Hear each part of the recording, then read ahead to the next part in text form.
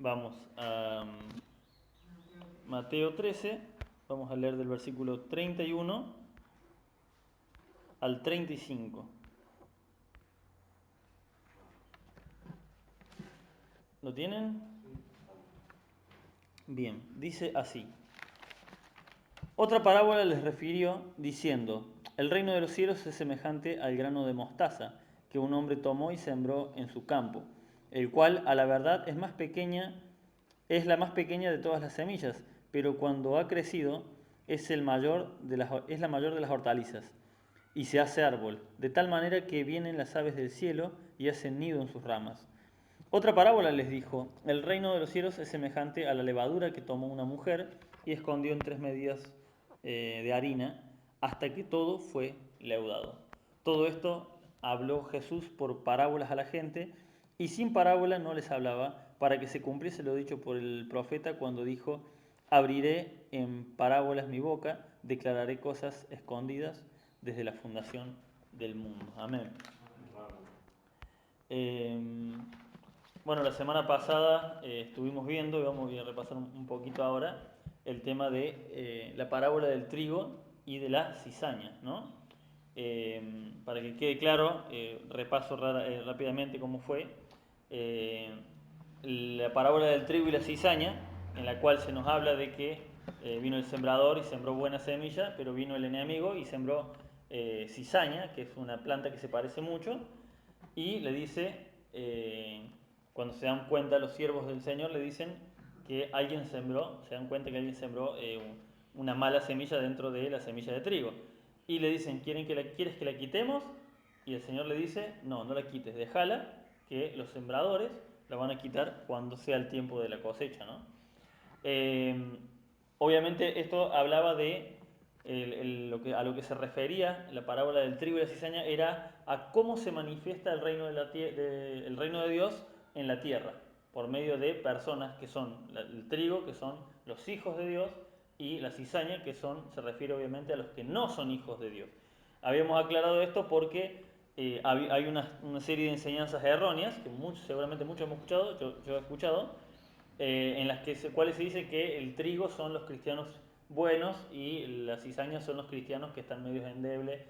No se refiere a eso la parábola, está hablando de otra cosa, está hablando del reino de los cielos implementado en la tierra, pero el reino en general. Y claramente queda cuando dice que son los hijos del malo. Representa a todos aquellos que no creen en Cristo o que están en una iglesia y no hacen la voluntad de Dios. No se refiere específicamente adentro de la iglesia.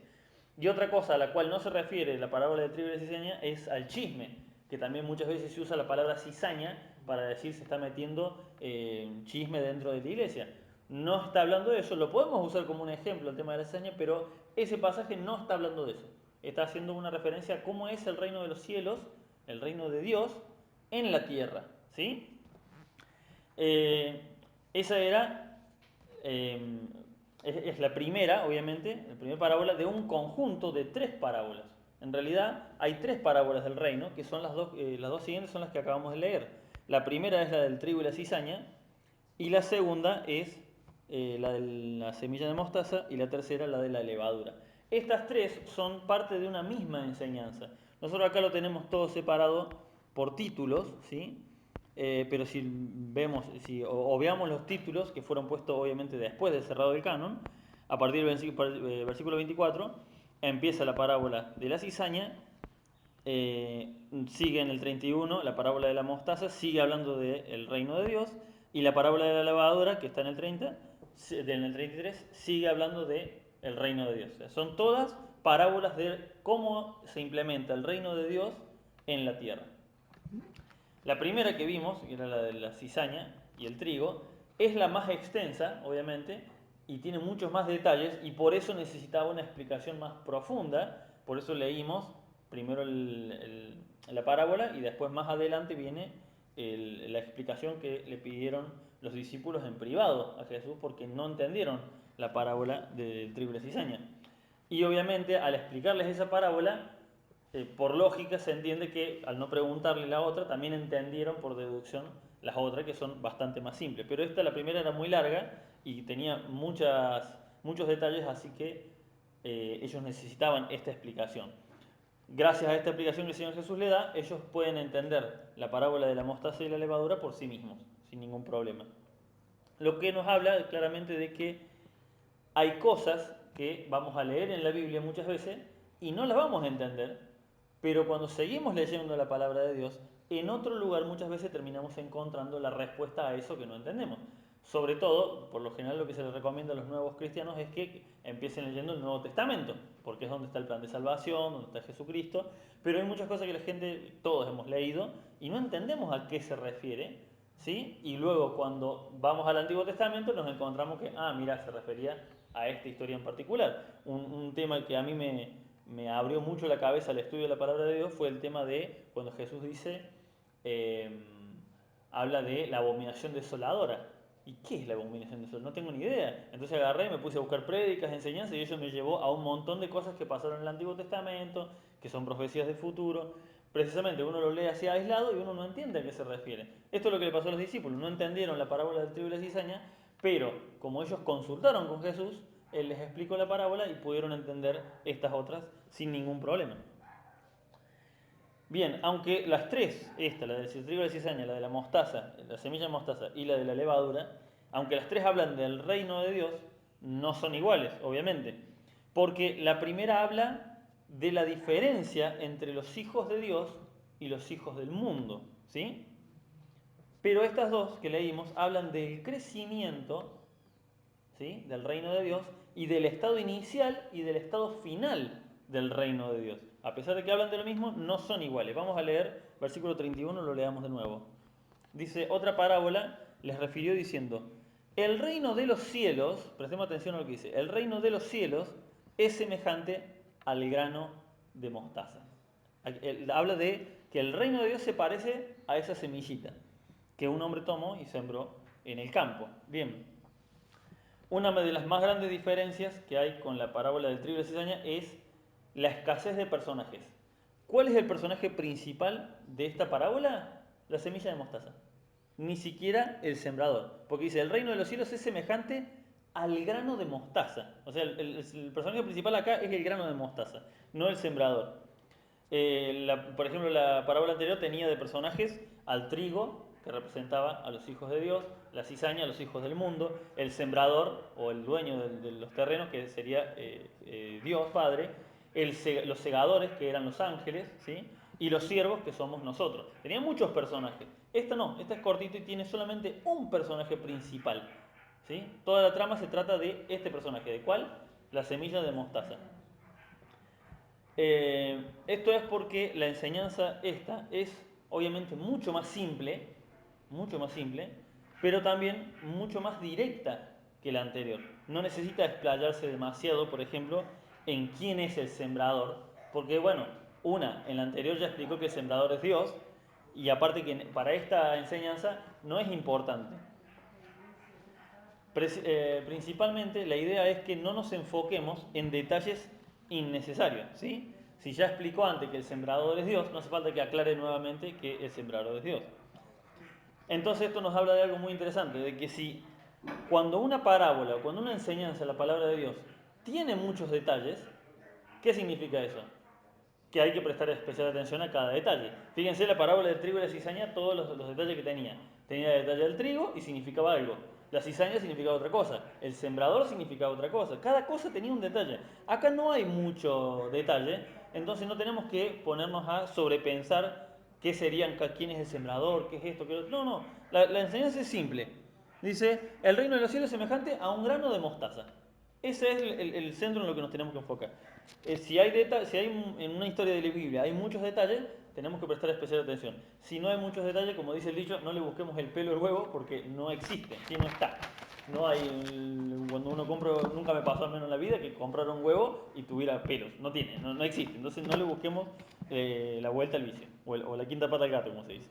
Bien, leamos de vuelta, versículos 31 y 32. Dice, otra parábola le ha referido diciendo, el reino de los cielos es semejante al grano de mostaza que un hombre tomó y sembró en su campo, el cual, a la verdad, es la más pequeña de todas las semillas, pero cuando ha crecido es la mayor de las hortalizas y se hace árbol, de tal manera que vienen las aves del cielo y hacen nido en sus ramas. Ahora, en el versículo 32, si bien esta parábola no tiene muchos personajes, básicamente el personaje principal es la semilla de mostaza, ¿sí? No es el campo, no es el sembrador, es la semilla de mostaza. eh, sí tiene varios detalles, aunque no tenga muchos personajes. Eh, Fíjense, el primer detalle dice que la semilla de mostaza es la más pequeña de todas. Obviamente acá el Señor les está hablando, tenemos que tener en cuenta esto, le está hablando a los judíos de aquella época. ¿Saben una cosa? Hay semillas más pequeñas que la de grano de mostaza. Por ejemplo, la semilla de la banana. ¿Vieron lo que es? Es un puntito. Pero ¿cuál es la diferencia? Que esa semilla no se puede plantar. La de la banana no puedes sacar la semilla y plantarla individualmente. Tiene un método distinto. Tenés que cortar tramos de la banana. No es una semilla plantable. ¿Sí? Tiene un método distinto. Hay muchas semillas más chicas que la de mostaza, pero no se pueden plantar como una semilla. ¿Por qué dice el Señor Jesús que es la más pequeña? Por dos motivos. Porque es la más pequeña que se puede plantar manualmente y porque es la más pequeña que ellos conocían. ¿Sí? La banana, tenemos que entender que la banana es un fruto tropical. Y en aquel tiempo no había camiones y trenes y aviones para llevar rápido.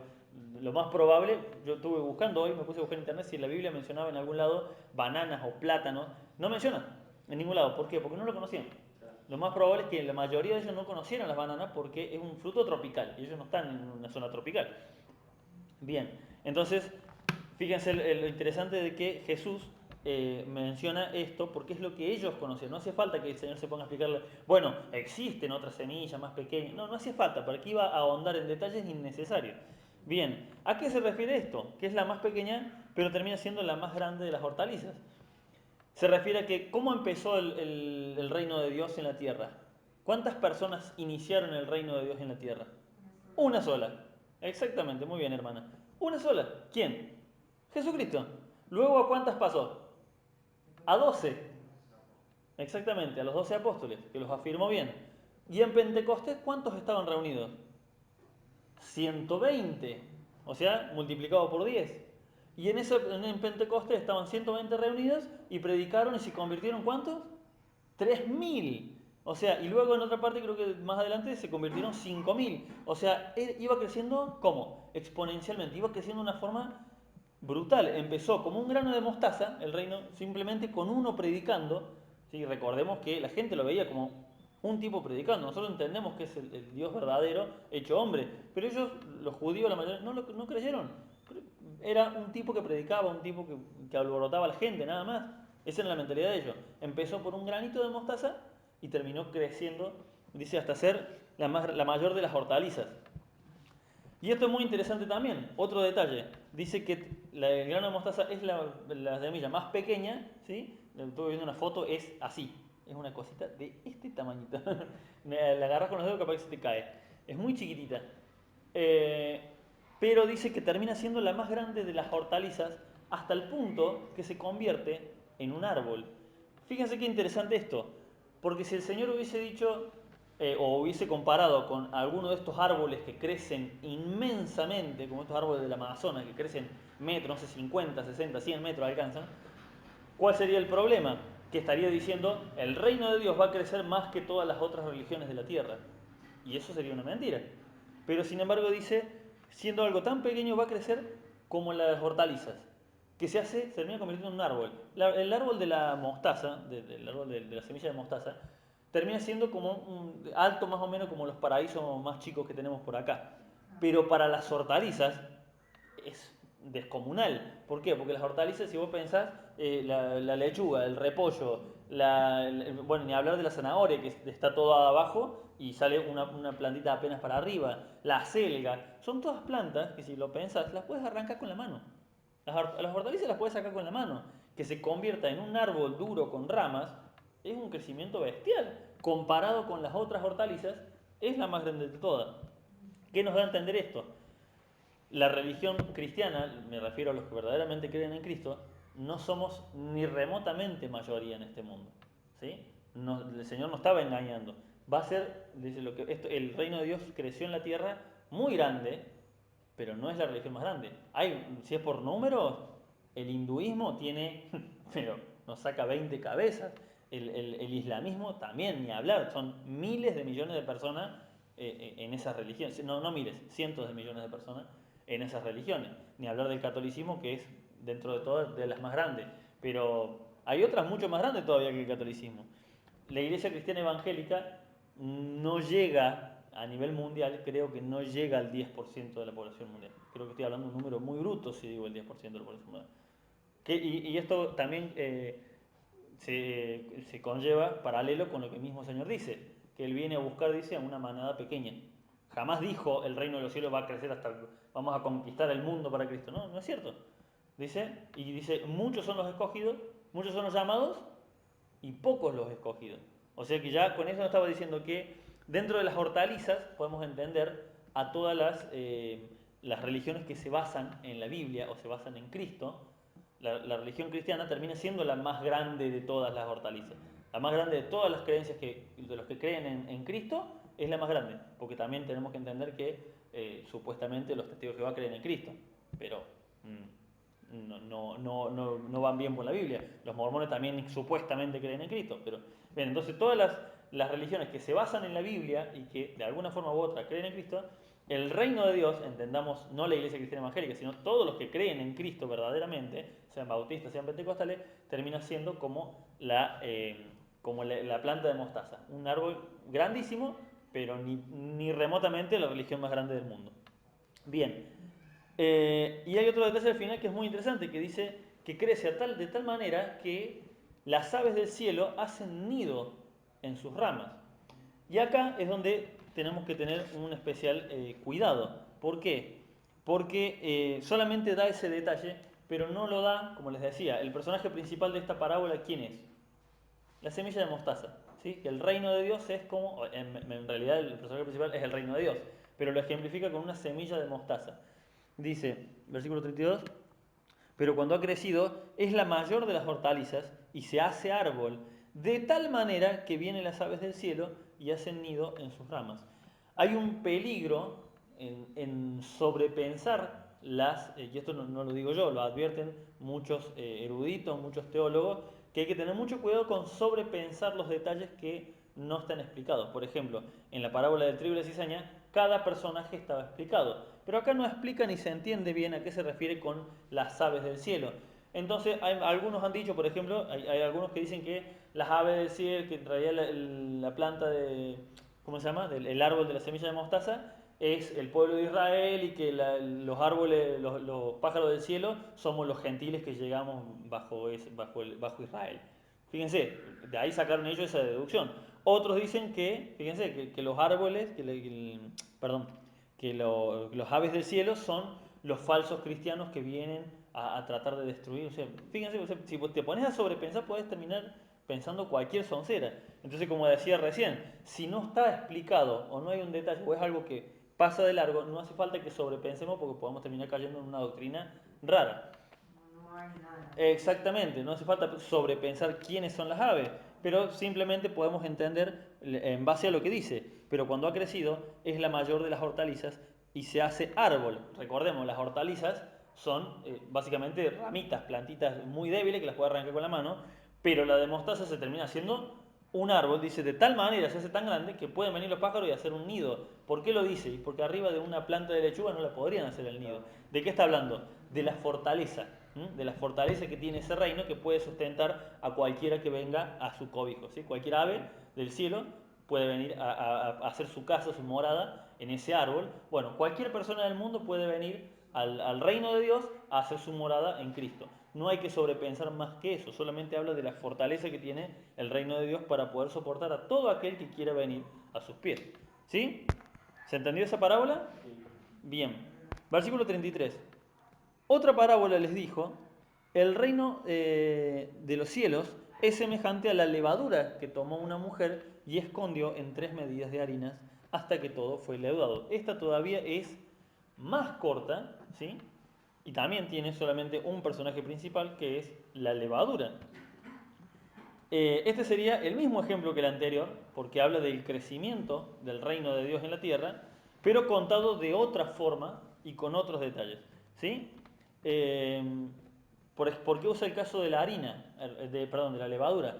Antes usó la semilla de mostaza porque era la semilla más pequeña y termina siendo la hortaliza más grande. En este caso lo usa porque los que saben algo más o menos cómo se hace el tema del pan, yo trabajé en una panadería y se usa nada, una pizca para hacer un poco de pan nosotros, necesitamos una pizca. A tal punto, antes se vendían hormas grandes de levadura, ahora te venden cubitos chiquitos y que encima siempre te termina sobrando, termina ahí a veces pudriéndose porque no se usa una vez cada tanto. Es mínima la cantidad de levadura que se necesita para leudar un buen pedazo de pan. Yo cuando trabajaba en la panadería hacíamos aproximadamente, no me acuerdo si eran 300 kilos de harina, porque eran tres bolsas, me acuerdo, dos bolsas de 50 kilos para el pan y una para los criollos.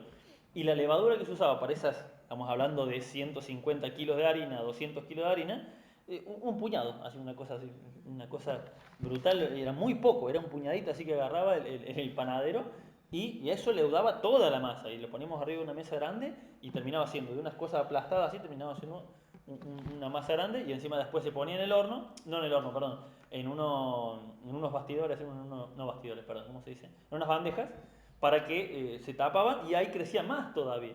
Fíjense, ese poquito de levadura es tremendo. Nosotros por ahí estamos acostumbrados a hacer un poquito de pan, pero en las panaderías se usa muy poquita levadura para leudar un montón de pan.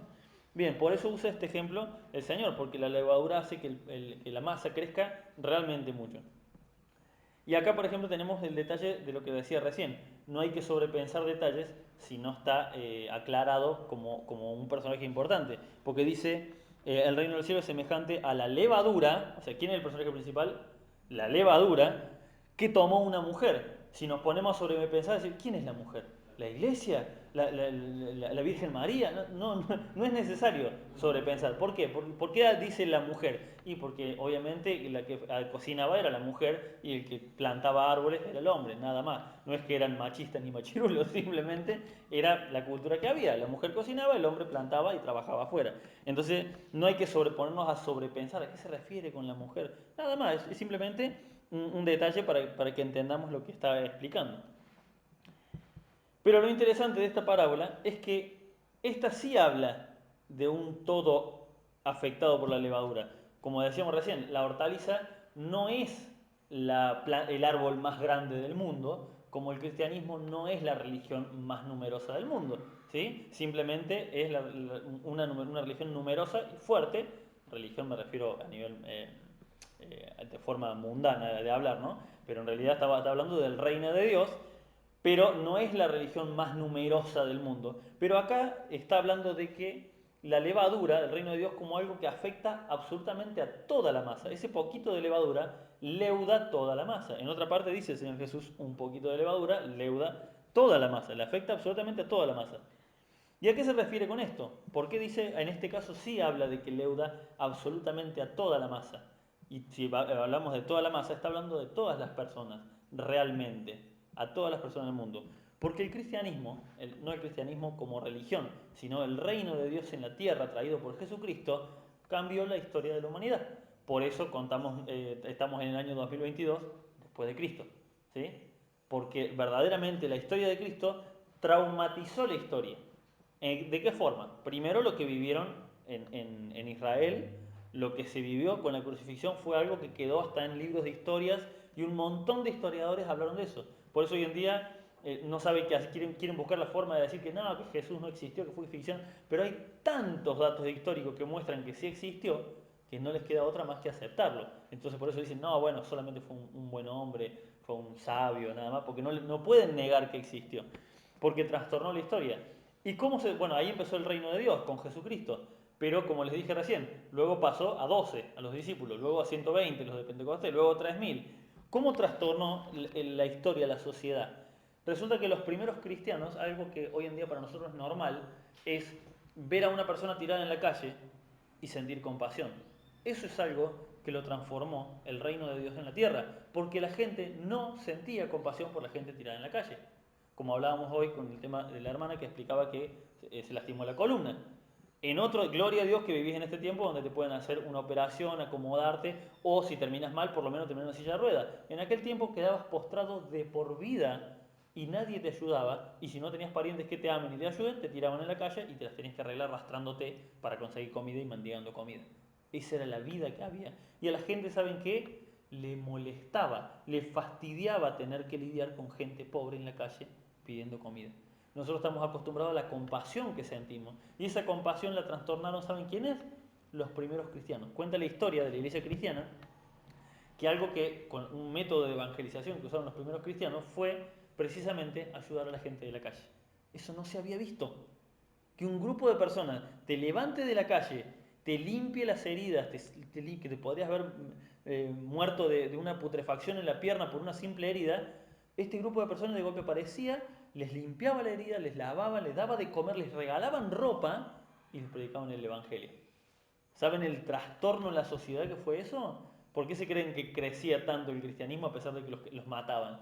Porque era una cosa abismal la transformación. ¿Sí? Así como la levadura leuda toda la masa, eso empezó a transformar las vidas de todas las personas. A tal punto que unos cuantos años, creo que 100, 200 años después de Cristo, ya no me acuerdo exactamente la fecha, pero se oficializó la religión cristiana como religión oficial de ese lugar. El emperador Constantino lo hizo. ¿Por qué? Porque vio que la religión cristiana crecía tanto, que tenerlos como enemigos no les servía. Así que terminó oficializándola y haciéndola la única religión oficial. ¿Sí? Que bueno, eso trajo sus consecuencias. A lo largo de eso, lo que llevó fue a que, aunque se hicieron muchas cosas mal, el evangelio se extendió por todo el mundo. Esa fue la primera, podríamos decir, el primer momento que se expande la iglesia. Pero luego hubo otro hecho histórico que fue lo que nosotros conocemos como la Reforma, que fue hace unos 500 años, cuando también todo estaba gobernado por la iglesia católica, supuestamente se seguía las enseñanzas de la Biblia, pero por eso mandé ese video hace poco, no sé si lo pudieron ver en el grupo, porque uno no lo sabe, pero la Reforma protestante trastornó la educación, trastornó la política de los países, a tal punto de que hoy tenemos la moral que tenemos. La moral que hoy tenemos de ver a una persona en la calle y sentir lástima por ella, de saber que nuestros hijos tienen que estudiar, hace 500 años no existía. ¿Sí? ¿Qué hizo el reino de Dios en la tierra? Leudó toda la masa, trastornó absolutamente a toda la sociedad, hasta lo último de la tierra, fueron afectados primero, por Jesucristo, segundo, por los primeros cristianos, y tercero, lo último que pasó fue la Reforma protestante. ¿Sí? Entonces el Señor sabía que esto iba a pasar, por eso da este ejemplo. Ese poquito de levadura leudó absolutamente toda la masa, trastornó a todo el mundo entero. ¿Se entiende? ¿Sí? ¿Seguro? Bien. Otra cosa que aprendemos sobre cómo interpretar las parábolas que el Señor da es que también que una cosa puede ejemplificar varias. ¿Sí? No tenemos que quedarnos con que un ejemplo significa solo una cosa para todas. Por ejemplo, aquí habla de que la levadura, habla que el reino de Dios es como la levadura, pero en otro pasaje el Señor dice que la levadura es el pecado. ¿Sí? Simplemente está usando el ejemplo de la levadura, no quiere decir que la levadura sea mala ni sea buena. Simplemente la usa. En un momento le sirvió para ejemplificar el crecimiento del reino de Dios y en otro momento le sirvió para ejemplificar cómo un poquito de pecado en tu vida puede destrozar toda tu vida. Entonces el Señor usó ese ejemplo de dos formas distintas. No tiene nada de malo la levadura, sino que se aprovechó de esa cualidad de la levadura para dar dos enseñanzas distintas. Una sola cosa en la Biblia puede ser usada de varias maneras. Otro ejemplo, por ejemplo, para que tengan en cuenta, cómo dice la Biblia que dice Jesús que anda el diablo, como león rugiente buscando a quien devorar. Sin embargo, se nos dice que Jesús es el león de la tribu de Judá. ¿Sí? ¿Sí? No quiere decir que el león sea un ser malo, nada, ni que simbolice nada malo, sino que cuando pudo el Señor lo usó como un ejemplo, el ejemplo de lo feroz que es el león, y por otro lado lo usó en otro ejemplo para ejemplificarse a sí mismo como el león de la tribu de Judá. Otro ejemplo, fíjense qué interesante. ¿Quién tentó a Eva? La serpiente. La serpiente, y en el Apocalipsis también se habla de la serpiente antigua como el diablo. Sin embargo, cuando serpientes venenosas atacaron al pueblo de Israel, Dios le mandó a Moisés a que construya una serpiente de bronce, y todo el que mira la serpiente, que estaba atravesada en un palo, representando la cruz de Jesús. El mismo ejemplo representaba dos cosas distintas. Una era la serpiente, que era el diablo, pero en otro momento, con otro tipo de ejemplo, que sí, en otro momento lo podemos explicar porque es largo el tema de la serpiente de bronce, Pero ese mismo ejemplo lo estaba usando para representar a Jesús. Todo el que miraba esa serpiente de bronce, atravesada en una cruz, en un palo, claramente estaba representando a Cristo, a la obra de Cristo. ¿Sí? ¿Se entiende? Entonces, en la Biblia se usa muchas veces una sola cosa para más de un ejemplo. No quiere decir ni que la levadura sea mala, ni que el león sea malo, ni que la serpiente sea mala. Hay mucha gente que ve una serpiente y dice, ahí anda el diablo buscando a quién picar. No, es una serpiente. Hay serpientes por acá porque estamos en el monte. Es normal que haya serpiente. Bien, y concluimos. Versículos 34 y 35. Dice, todo esto habló Jesús por parábolas a la gente, y sin parábolas no les hablaba, para que se cumpliese lo dicho por el profeta cuando dijo, abriré en parábolas mi boca, declararé cosas escondidas desde la fundación del mundo. Esto es una conclusión a esta primera parte, estos dos versículos son una conclusión a esta primera parte porque estos son las parábolas que les dijo a la gente. Ahora, a partir del próximo martes, vamos a ver las parábolas que les dijo en privado a sus discípulos. Estas tres en particular se las dijo en público a la gente. Y acá recuerda nuevamente de que les hablaba en parábolas, pero esto ya lo vimos anteriormente en los versículos 10 al 17, cuando vimos el propósito por el cual el Señor les hablaba en parábolas. Jesús solo explicaba en parábolas para que los discípulos, los que seguían a Cristo, preguntaran y aprendieran, y para los que eran soberbios, los que no querían preguntar, listo, quedaran fuera. La idea era separar entre los que verdaderamente querían seguir a Jesús y los que no querían seguir a Jesús. ¿Sí? Y además de esto, se estaba cumpliendo, en esto, tanto la vez anterior como acá, cuando lo repite, se estaban cumpliendo varias profecías. Por ejemplo, se está cumpliendo la profecía de Isaías 5:21, Jeremías 5:21, que las vimos en la enseñanza esa del propósito de las parábolas, y ahora lo menciona de vuelta.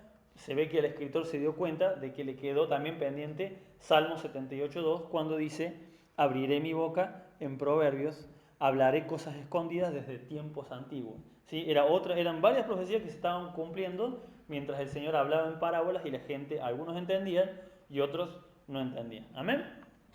Otro detalle, ahí terminamos, pero otro detalle muy interesante que me di cuenta recién cuando lo leímos hace un ratito, dice, versículo 35, para que se cumpliese lo dicho por el profeta. ¿Sí? Y yo me pregunto, ¿quién escribió el Salmo 78? Dice Asaf, el profeta Asaf. ¿Quién era el profeta? El otro profeta era el profeta Asaf. Amén. Espero que se haya entendido. Ustedes saben que la reunión de los martes no suele tener una conclusión por ahí muy emotiva como una de día domingo, pero bueno, más que nada porque esta parte es más de estudio para que aprendamos a interpretar las parábolas. Amén.